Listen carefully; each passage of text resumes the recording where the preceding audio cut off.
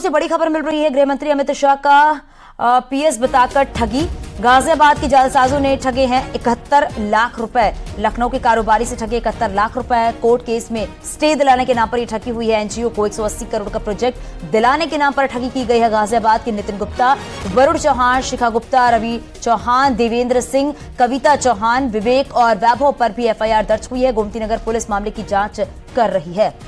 ऋषभ हमारे सहयोगी जुड़ गए। ऋषभ, क्या जानकारी मिल पा रही है? गोमती नगर के लखनऊ के आशीष कोहली ने एफआईआर दर्ज कराई। उनका ये कहना है कि उनके भाई का नई दिल्ली में जो एनसीएलटी कोर्ट है, जो कंपनी लॉ ट्रिब्यूनल कोर्ट है, वहां एक मामला चल रहा था।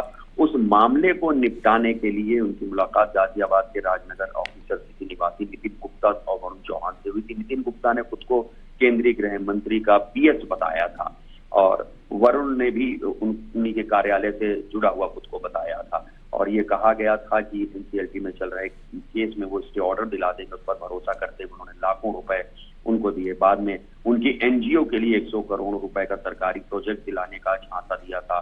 उसके एवज में भी उसने करीब 19 लाख रुपए ले लिए और फिर उनकी जमीन पर एक कब्जा कर लिया इन दोनों आरोपियों ने। उसको छोड़ने के लिए 50 लाख रुपए की मांग की और करीब 71 लाख रुपए ऐसे करके 3 अलग अलग मामलों में इन लोगों ने आशीष कोहली से ऐंठ लिए थे, उनके भाई से भी ऐंठ लिए थे। लिहाजा अब उन्होंने इस मामले की एफआईआर दर्ज कराई है गोमती नगर थाने में। राजधानी गोमती नगर थाने की पुलिस अब इस मामले में एफआईआर दर्ज करके जांच में।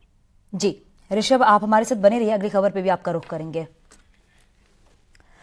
लखनऊ से बड़ी खबर मिल रही है। 10 करोड़ की धोखाधड़ी का मामला है। ये रोहतास प्रोजेक्ट के डायरेक्टर पर एफआईआर दर्ज हुई है। क्लेरियन प्रोजेक्ट की डायरेक्टर पर एफआईआर दर्ज हुई है। कर्नाटका बैंक के मैनेजर ने केस किया है। दरअसल धोखाधड़ी जालसाजी का ये पूरा मामला है जिसमें मुकदमा दर्ज हुआ है और बिकी हुई संपत्ति बैंक में गिरवी रखी गई है। मामला दर्ज करके हजरतगंज पुलिस जो है वो अब जांच कर रही है।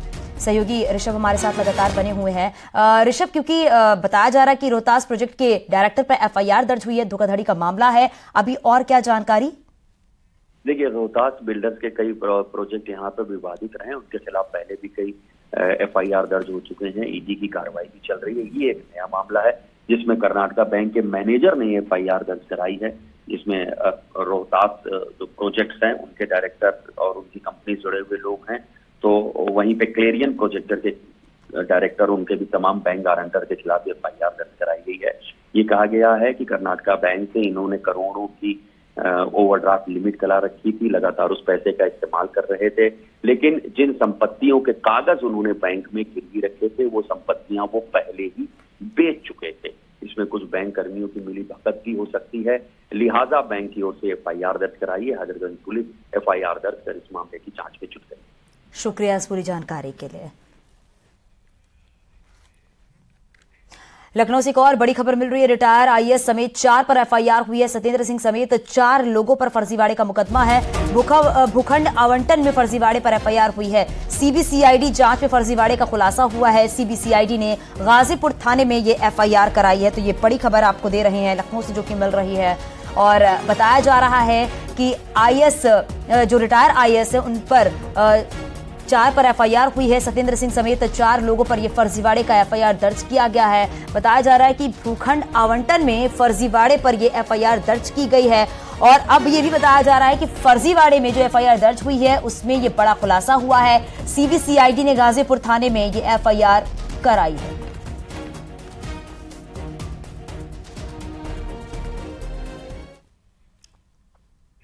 गाजियाबाद से बड़ी खबर मिल रही है। महिला से 10 लाख की ठगी हुई है। फेसबुक पर दोस्ती कर महिला से ठगी करने के बाद युवक फरार हुआ है। आरोपी के खिलाफ एफआईआर दर्ज हुई है। थाना कविनगर क्षेत्र की पूरी घटना बताई जा रही है। तो फेसबुक पर महिला से दोस्ती हुई, उसके बाद महिला से ठगी की गई है और ये पहला मामला नहीं, इससे पहले भी फेसबुक पर दोस्ती उसके बाद ठगी करने के मामले कई सारे सामने आ चुके हैं। लेकिन ये खबर जो सामने आई है वो गाजियाबाद से सामने आई, जहां पर महिला से 10 लाख रुपए की ठगी की गई है। बताया जा रहा है कि पहले फेसबुक पर दोस्ती हुई और दोस्ती होने के बाद महिला से 10 लाख रुपए जो है वो ठग लिए गए हैं और अब जो है बताया जा रहा है कि ठगी करने के बाद जो युवक है अब वो फरार हो चुका है। हालांकि आरोपी के खिलाफ एफआईआर दर्ज हो चुकी है। थाना कविनगर क्षेत्र की पूरी घटना बताई जा रही है, जहां पर महिला से ठगी का मामला सामने आया है।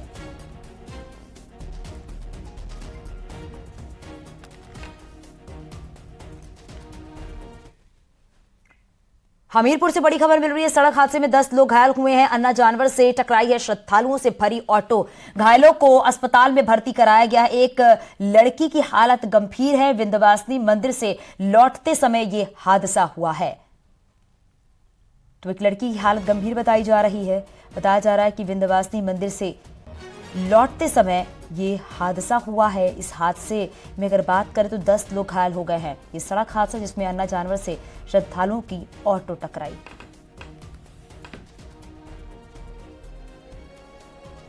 कासगंज में तेज रफ्तार कार ने बाइक सवार पुलिसकर्मियों को टक्कर मार दी है। इस हादसे में एक सिपाही की मौत हो गई है और दूसरा पुलिसकर्मी गंभीर रूप से घायल हो गया है। पुलिस की टीम देर रात अपनी अपनी बाइक से गश्त कर रही थी।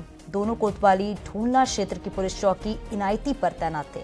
मृत सिपाही दीपक कुमार अनूप शहर के रहने वाले थे और साल 2020 में पुलिस में भर्ती हुए थे।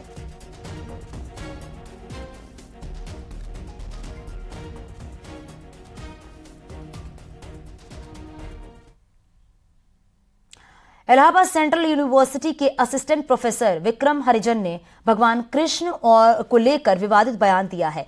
इसको लेकर हिंदू संगठनों ने प्रोफेसर के खिलाफ एफआईआर दर्ज कराई है और आरोपी प्रोफेसर की जल्द गिरफ्तारी की मांग की गई है। प्रोफेसर ने मर्यादा पुरुषोत्तम भगवान श्री राम और भगवान श्री कृष्ण को लेकर अमर्यादित टिप्पणी की है। प्रोफेसर की टिप्पणी से नाराज हिंदूवादी संगठनों ने कर्नलगंज थाने में शिकायत की है, जिस पर कर्नलगंज थाना पुलिस ने मुकदमा दर्ज कर लिया है। हिंदू देवी देवताओं पर विवादित टिप्पणी करने के मामले में अक्सर सुर्खियों में रहने वाले डॉक्टर विक्रम हरिजन के लिए ये विवाद कोई नया नहीं है। इससे पहले भी 2019 में शिवलिंग के खिलाफ बयान देकर वो विवादों में रह चुके हैं। इस बयान के बाद वो मॉब लिंचिंग के डर से 50 दिनों के बाद यूनिवर्सिटी कैंपस लौटे थे।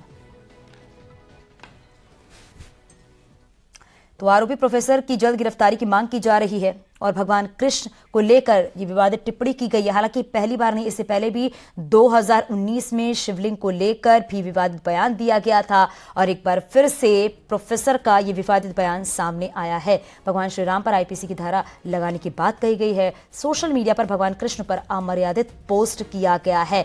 महात्मा गांधी को भी लेकर राष्ट्रपिता कहने का विरोध किया गया है। ज्योतिबा फूले को राष्ट्रपिता कहने की बात कही गई है। तो देखिए, एक के बाद एक कई ऐसे विवादित बयान जो सामने आ चुके हैं। एक बार फिर से एक और विवादित बयान जो है वो सामने आया है। हालांकि अब आरोपी प्रोफेसर की जल्द गिरफ्तारी की मांग की जा रही है, क्योंकि बार बार ऐसे भगवान को लेकर विवादित बयान देना कहीं से भी ठीक नहीं है। लेकिन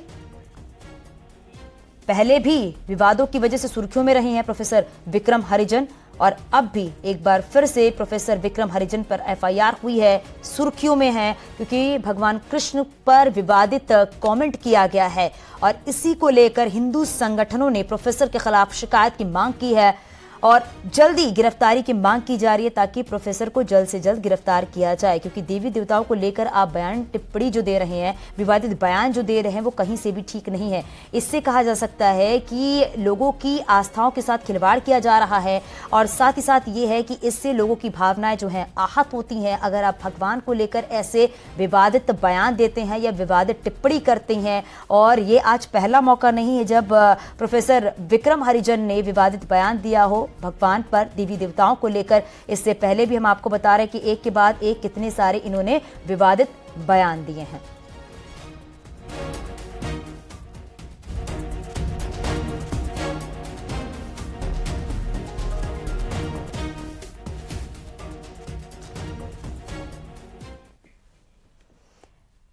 इटावा जिले में एक सनसनीखेज मामला सामने आया है। बीमार बेटी की मौत के बाद माता पिता और भाई शव को 24 घंटे से अधिक इस उम्मीद में अपने पास रखा, क्योंकि तांत्रिक ने भरोसा दिया था कि महिला 7 दिन बाद जिंदा हो जाएगी।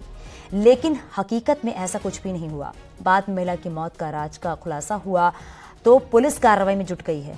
महिला की मौत की सूचना के बाद मौके पर पहुंची फॉरेंसिक टीम ने पड़ताल में पाया कि महिला की मौत कम से कम 36 घंटे पहले हुई है और इसी वजह से शव जो है वो डिंपोज होना शुरू हो गया था। बताया जा रहा है कि तंत्र मंत्र के चक्कर में महिला की जान गई है। परिजनों ने तांत्रिक पर महिला की जान लेने का आरोप लगाया है। आरोप के मुताबिक तांत्रिक ने मानसिक रूप से बीमार महिला को ठीक करने के नाम पर तरह तरह से यातनाएं दी हैं। तंत्र क्रिया के दौरान ही तांत्रिक महिला के गले पर खड़ा हो गया, जिससे उसकी मौत हो गई। ये कि दिखाया था हमने तो भले के लिए ठीक हो जाए। अब वो उसने मारा पीटा, भाई बेहोश हो गई। वो किसने मारा पीटा? जो देखने आया था सर। कोई बाबा था, कोई तांत्रिक बाबा था। कब से देखने आ रहा था उनको? अभी आया, इधर हवन करा था, तब तो हवन में एक दिन हवन में मारा था, तब तो ज्यादा चोट नहीं आई थी। और जे दोबारा जो मारा तो बाँ में गर्दन पे जो धरी, तो इस वजह से बेहोश हो गई। फिर तब से सही भई नहीं। कल से बेहोश भई, वो आज खत्म हो गई। और चलिए बात करते हैं दिल्ली एनसीआर में ठंड की दस्तक के साथ प्रदूषण की मार देखने को मिल रही है। दिल्ली में गिरते तापमान से लोगों को गर्मी से राहत तो मिलती हुई नजर आ रही है, लेकिन प्रदूषण ने परेशानी बढ़ा दी है। प्रदूषण, स्मोग और धुंध की परत ने एक बार फिर से दिल्ली के लोगों को परेशान करना शुरू कर दिया है। एनसीआर में प्रदूषण का जो खतरा है वो लगातार बढ़ रहा है। ग्रेटर नोएडा देश की सबसे प्रदूषित शहरों में शामिल है। ग्रेटर नोएडा दिल्ली से भी ज्यादा प्रदूषित है। यहां पर AQI जो है वो 320 पहुंच चुका है, जो कि बेहद खराब श्रेणी में आता है। नोएडा का AQI जो है वो 300 के पास पहुंच गया है। गाजियाबाद की बात कर लेते हैं। सुबह से ही कोहरे की चादर बिछी हुई है।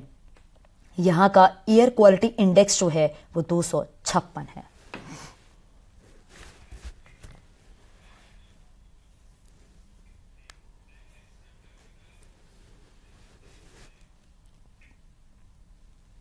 आगे भी खबर जारी है। छोटे से ब्रेक के लिए